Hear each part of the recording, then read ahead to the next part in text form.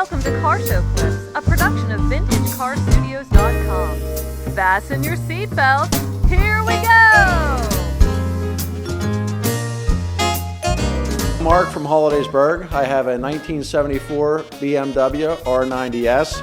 I purchased the bike in 2008, April of 2008. Always wanted an R90S. As you see, I have a few other motorcycles behind me. After high school, I worked at Shawley's Motorcycle Shop in Camp Hill in the parts department. Everybody in that BMW shop was always talking about the R90S. All the riders that came in, that was the featured bike. So finally I was able to get a hold of one that was in very nice shape and had low mileage on it and was all rebuilt. Purchased a motorcycle and then had a local person from here, Performance by Gary, do some more work to the bike as far as new tires, just basically oil changing, detailing it out. The bike is a limited production motorcycle. It was from 74 to 76 they made the R90S. There was about, according to this, 17,378 units produced. One of the magazines I have says that about 6,000 or 7,000 came to the United States. So very rare motorcycle for what it is and very desirable. When I purchased the motorcycle, it came out of Monroeville. I saw an ad in BMW Owner's News and purchased it from Monroeville. The person that I purchased it from, it was completely rebuilt by, I believe it was Heritage BMW. Very light bike, very nimble bike. Enjoyable to ride, it's quick and it brakes fast. Now you got to realize it's a 40-year-old motorcycle, so that does have a little bit of bearing on today's bikes of what we're used to. But for the year, it was definitely ahead of its time. It's a 900cc engine, so it has plenty of power. And in the day, it was the sport tourer motorcycle. That's what started the whole evolution of the sport touring motorcycle. Was the BMW R90S. At the time, because of the price of it, it was, whenever it came out, it was $3,400. They thought it was too expensive, that nobody would buy this bike. Well, it took off, and of course sales had just really done very well with that. In '74, the first color that BMW came out with on the R90S was a smoke gray, which is the color, of course, that I have. That was the only available option that you had.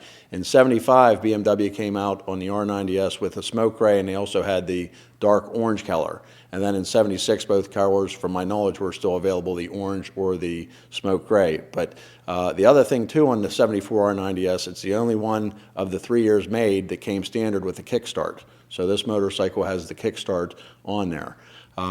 The S fairing was special because it had, when BMW came out with this, it had a voltmeter and it had a clock. One of the first motorcycles to ever have a fairing to include not only the tachometer, the speedometer, but a voltmeter and a clock. So that was kind of unusual and started, of course, a lot of new instrumentation moving forward.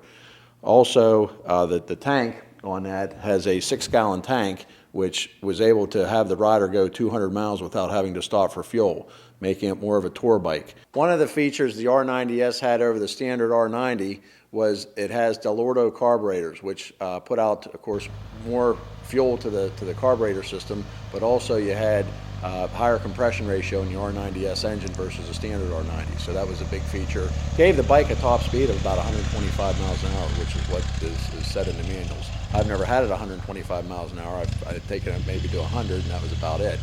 Cold start. Bike has been sitting for probably a couple weeks before being fired.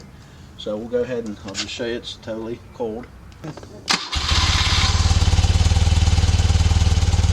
good. Pretty smooth. Pretty smooth, yeah. For just being fired up, yeah. That's why I wanted to show you a cold start. Yeah, that sounds good. Motor's like a Swiss timepiece, keeping time, a Swiss watch keeping time. The motor's just very well put together, and everything, as you can tell whenever you get on it, all the controls, the quality that BMW put into it, especially for a 40-year-old motorcycle to still stand up today, I think is pretty amazing like that. And I'm not saying some of the other bikes wouldn't do it, but you can just feel the quality on the BMW versus some of the other bikes. But one of the most enjoyable rides, since we live in central PA, is going the back road to State College down through Spruce Creek on Route 45. Just a beautiful drive. Love to do it in the fall, and usually once a year I'll take that trip on the bike and just really enjoy. Mark, thanks a lot for your time and allowing us to come into your garage and see your collection of motorcycles here. And Car Show Clips is really pleased to have you on here. And nice honor to have you folks come out and do this. So I'm hoping a lot of people get to see what we were able to do today. Visit our growing collection on Facebook at Car Show Clips and online at VintageCarStudios.com, where you can commission our unique artwork. Enjoy the memories and the machines.